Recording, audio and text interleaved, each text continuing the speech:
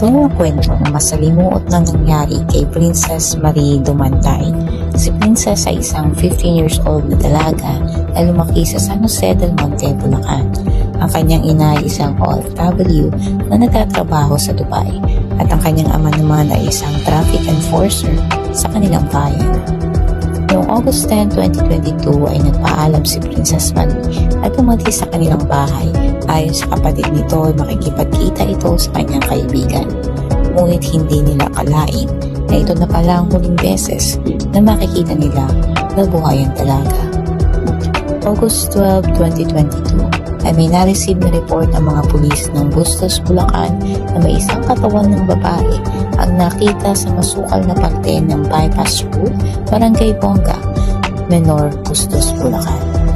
Agad nagtungo ang mga pulis sa nasabing lugar at doon ay nakumpirma ang katawan ng isang dalaga na nakaputing t-shirt at cycling shorts. Ayon sa witness ay akala niya noong una ay isang kumot lamang, ngunit ang kanyang nilapitan ay isang babae pala ito.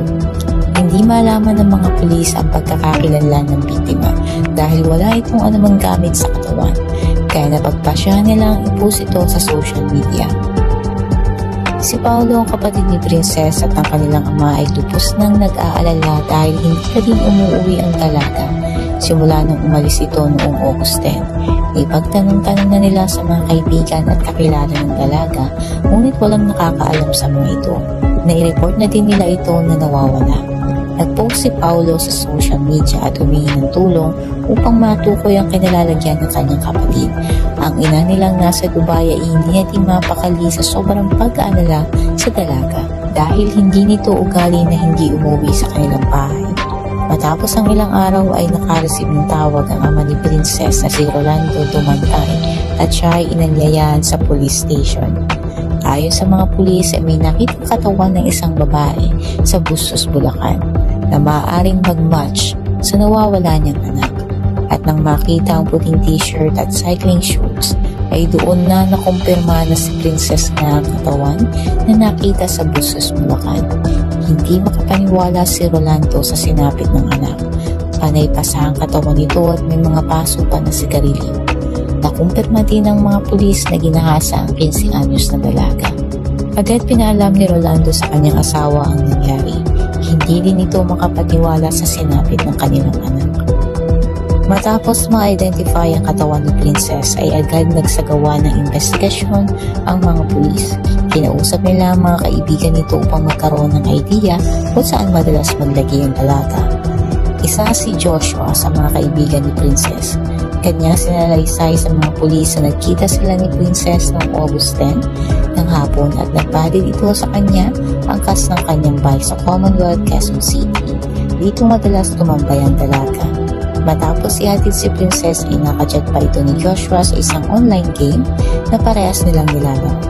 Ngunit ng bandang 10 PM ay hindi na nagre-reply ang dalaga. Nagtungo ang mga pulis sa Quezon City at tinukol ang lugar kung saan tumatambay ang dalaga. Pinagtanong-tanong nila ito sa mga tao doon. Ang taong sa tindahan ng bike accessories ay kinumpirma na madalas nga niya makita ang dalaga sa lugar na iyon at naging pamilyar na din siya dito. Ayon dito ay huli niya itong nakita noong August 10 at sumakay sa itim na kotse. Napag-alaman din ng mga pulis na madalas makikitang sumakay si Princess sa itim na kotse. Ayon pa sa witness, at pamilya din ito sa driver ng kotseng iyon dahil madalas itong magpa-cash in sa kanyang Gcash account. Na-trace ng mga pulis ang pangalan gamit ang Gcash account at nakuha din nila ang plaka ng kotse na sinasabing sinakyan ni Princess noong gabi. Napag-alaman na ang kotse ay nakapangalan kay Jomer Maneha na taga Camarines Sur. Agad nakipagtulungan ng Bulacan Police sa Camarines Sur Police upang matrace si Jomer. Napag-alaman ng mga pulis na si Jomer na may-ari ng sasakyan. Ngunit ayon dito ay binili na ito ng kanyang kapatid dahil hindi na niya ito kaya pang bayadan. Si Gaspar Maneja Jr. ang kasalukuyang nagamit ng nasabing sasakyan.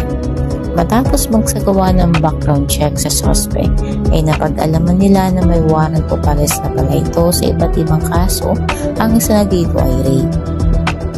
Si Gaspar Maneja Jr. ay kilala din sa alias na Jose Francisco.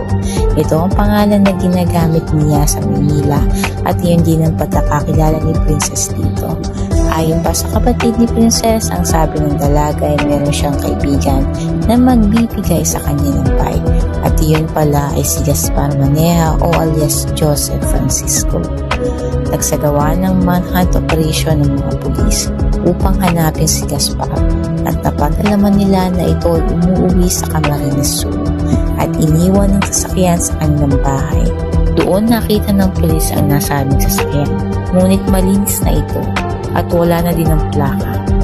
Noong August 18, 2022 ay natukoy ang pinagtataguan ni Gaspar at agad pumunta ang mga pulis sa Barangay Veneracion, Pamplona, Camarines Sur at tinakip si Gaspar Maneja Jr. Agad itong kinasuhan ng raid with homicide. Agad pinaalam ng mga pulis sa pamilya ni Princess ang nangyari at agad din nagsampa ng formal na kaso ang pamilya.